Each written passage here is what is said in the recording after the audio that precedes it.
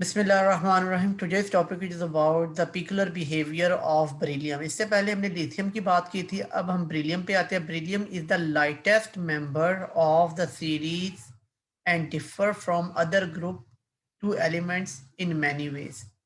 Number एक point है, ये लाइटेस्ट है, और बाकी जो पॉइंट्स हैं उनको हम यहाँ पे डिटेल में डिस्कस करेंगे। This is due to its small atomic size. ये भी तकरीबन ऑलमोस्ट वही पहली बात बता रहा है कि ये क्यों है। पहला तो वो कह रहा है कि इसका स्मॉल एटॉमिक साइज, नंबर एक।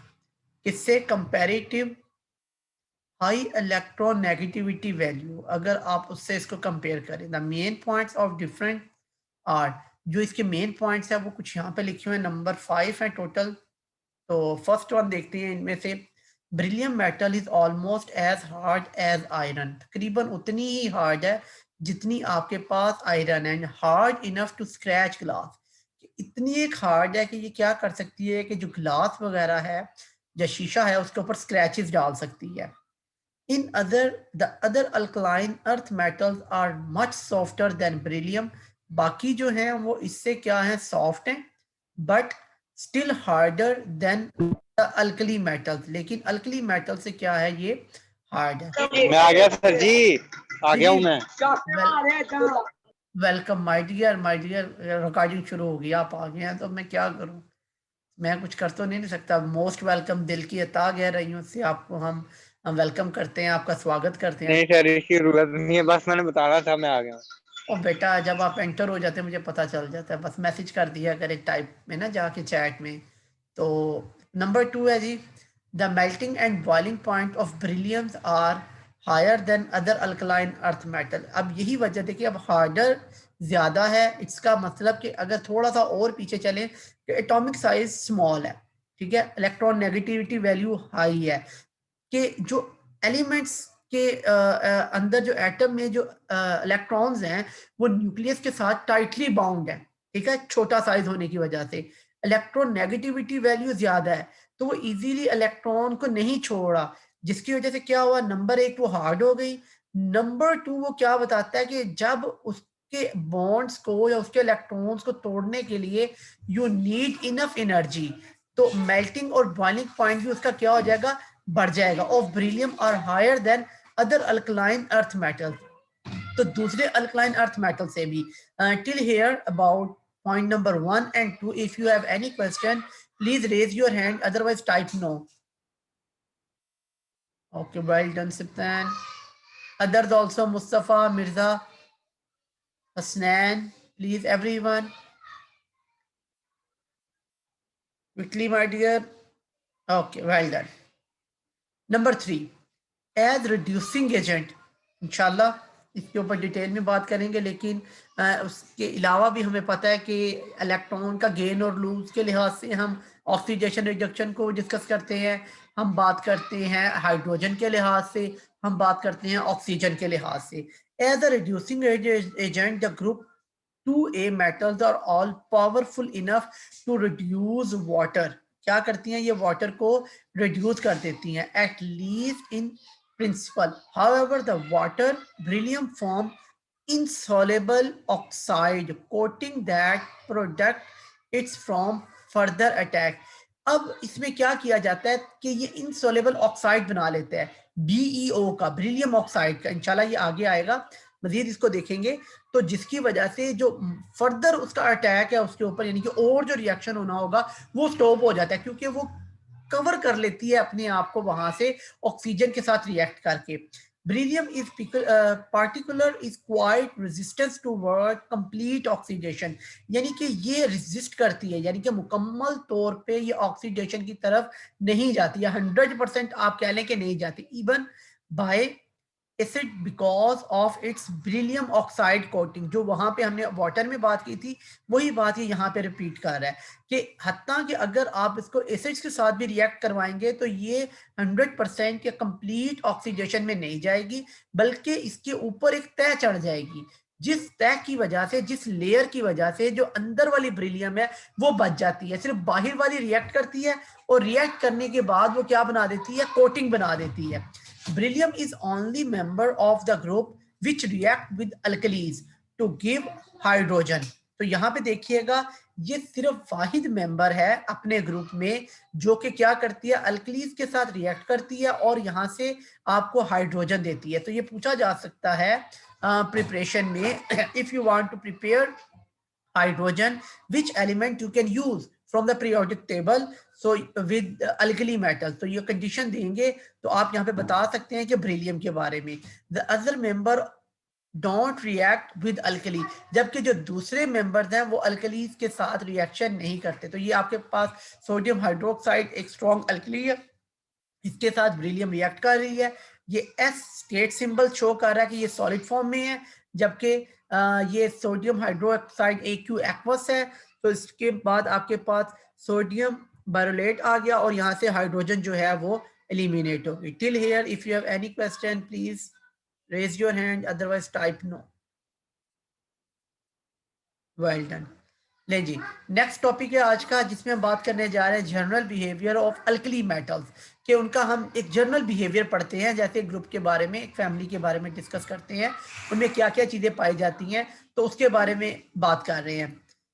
The reducing property of an element depends on the magnitude of its ionization energy. Number 1, सबसे पहले आयनाइजेशन एनर्जी, जैसे कि आपको पता है मैंने इसके ऊपर बड़ी डिटेल से आपको लेक्चर दिए हुए हैं कि उसमें से जो इलेक्ट्रॉन का गेन या लूज होगा, ये सबसे पहली चीज है। Reducing agent is a substance which can lose electron. अब ये रिड्यूसिंग एजेंट की बात बता रहा है, यहाँ पे ऑक्सीडेशन और रिडक्शन की बात नहीं हो रही। अंडरलाइन कीजिएगा कि रिड्यूसिंग एजेंट बेसिकली होता क्या है। Reducing agent is a substance which can lose electron, जो क्या कर सकता है, इलेक्ट्रॉन लूज कर सकता है। Since alkali metals have got low ionization energy, अब आपको पता है कि ये मेटल्स हैं, इनमें से इलेक्ट्रॉन्स जो हैं वो बड़ी इजीली क्या होते हैं, निकल जाते हैं, जिसके बाद इसके ऊपर कौन सा चार्ज आ जाता है, पॉजिटिव। तो वो दोबारा सुनिएगा, since alkali metals have got low ionization energy, यानी कि आप इनको थोड़ी सी एनर्जी देंगे, ठीक है, तो ये क्या करेंगे, इलेक्ट्रॉन को निकाल देंगे। फिर क्या होगा, so they are strong reducing agent, यही वजह है कि ये स्ट्रॉन्ग रिड्यूसिंग एजेंट है, यानी कि ये यहाँ पे इलेक्ट्रॉन के ये इलेक्ट्रॉन लूज कर देंगे, इसलिए स्ट्रॉन्ग रिड्यूसिंग क्या हुए, एजेंट हुए। Till here if you have any question please raise your hand, otherwise type no.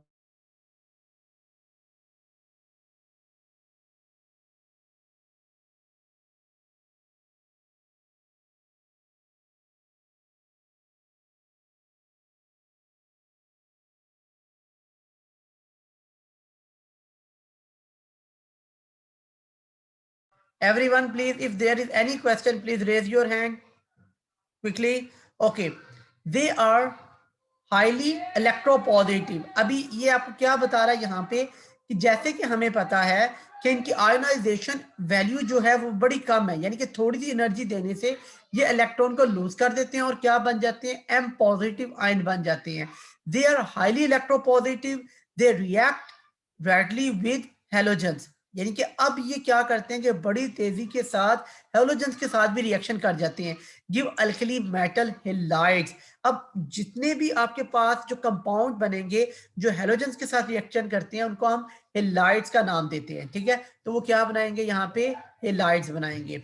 So next देखते हैं इसमें क्या बता रहा है हमें, इसके बाद फर्स्ट पैराग्राफ के बाद trend in chemical properties of alkali metal. अब हम इनका देखने जा रहे हैं ट्रेंड जो केमिकल प्रॉपर्टीज में है। आज इंशाल्लाह लेसन जो है वो ऑलमोस्ट 3 o'clock फिनिश हो जाएगा, क्योंकि इसके बाद मेरी एक मीटिंग है, तो मैं almost after 5 to 6 minutes I am going to finish the meeting, तो please concentrate on this topic. Chemical properties of alkali metals, low ionization energy हमें पहले ही पता है, मेक आवाज बेटा, आवाज तो बड़ी क्लियर है। Okay, now you can hear me well please. Alkali metals the most reactive, okay, reactive family of metals, जैसे कि हमें पता है कि ये सबसे ज्यादा रिएक्टिव फैमिली है ऑफ मेटल्स की, जितनी भी इसमें मेटल्स हैं वो बड़ा क्विकली रिएक्शन करती हैं, यानी कि आप कह रहे हैं कि हर वक्त तैयार है लड़ाई झगड़े के लिए, बॉर्डर पे बैठी हुई हैं। Very high second ionisation energy, पहली एक तो लो आयोनाइजेशन एनर्जी जो फर्स्ट है। सेकंड आयोनाइजेशन एनर्जी का क्या मतलब है? Anybody knows please raise his hand, what is the meaning of second ionisation energy? किसी को पता है ये क्या होती है? Quickly, if anyone knows please raise his hand, otherwise type no. Hurry up hurry up. जी बेटा, जी सिप्तेन। सर जी, जब एक इलेक्ट्रॉन निकालेंगे ना तब वो फर्स्ट आयोनाइजेशन एनर्जी होती है, और जब दूसरा निकालते हैं तब वो second ionisation energy. Very nice, excellent my dear, बिल्कुल ठीक कहा आपने कि अगर किसी एटम के आउटर मोस्ट शेल में से आप एक इलेक्ट्रॉन निकालते हैं तो उसके लिए जो आपको एनर्जी चाहिए होती है वो होती है फर्स्ट आयोनाइजेशन एनर्जी। और जब आप ये जो पॉजिटिव आयन बन जाता है इसके बाद, एक इलेक्ट्रॉन निकलने के बाद, जब आप इसमें से दूसरा इलेक्ट्रॉन निकालेंगे उसके लिए जो अमाउंट ऑफ एनर्जी होगी वो आपकी सेकंड आयोनाइजेशन एनर्जी कहलाती है। ठीक है, वेल डन, वेरी गुड बेटा। मुझे सब बच्चे इससे भी ज्यादा एक्टिव चाहिए इस सेशन में। ठीक है, जैसे ही क्वेश्चन हो इसी तरह से सबको फिंगर टिप्स पे ये चीजें आनी चाहिए। Indicate that oxidation number higher than 1 are ruled out for the alkali metals. इसी वजह से ये इसको रूल्ड आउट कर देते हैं कि ये एक से ज्यादा भी होती है। The cations of alkali metals have low charge and large radii than the radius of an cation from the same period. अब दो बातें हैं, केटाइन मतलब उसके ऊपर पॉजिटिव चार्ज आ गया। क्या हुआ? जब उस मेटल पे पॉजिटिव चार्ज आया तो फिर क्या हुआ? उसकी लो चार्ज होगा उसके ऊपर एंड लार्ज रेडियाई, उसका रेडियाई भी बड़ा होगा। ऑब्वियसली पॉजिटिव चार्ज आने की वजह से उसको क्या हो जाना चाहिए था? छोटा हो जाना चाहिए था, उसको करीब आ जाना चाहिए था इलेक्ट्रॉन को उसके न्यूक्लियस के। लेकिन than the radius of any cation from the same period, इसी ही पीरियड में जब आपके पास दूसरे एलिमेंट आएंगे उनके साथ नहीं होगा। ग्रुप की बात नहीं कर रहा, यहाँ पे पीरियड की बात कर रहा है। Number 2, so the lattice energy of their salts are relatively low. यही वजह है कि इनके साल्ट्स की जो रिलेटिव एनर्जी होगी वो लो होगी। Consequently most of the simple salts of alkali metals are water soluble. जैसे आपके पास NaCl की एग्जांपल है, दूसरे हैं सोलेबल हो जाते हैं। Most of the salts are dissociated completely. Dissociate का मतलब क्या होता है? डिसोसिएट का मतलब होता है उनका टूट जाना। ठीक है, वो उसमें टूट जाते हैं, अपने आयंस में डिसॉल्व हो जाते हैं completely in aqueous solutions, and the hydroxides are among the strongest base available. Now till here any question please raise your hand, otherwise type no.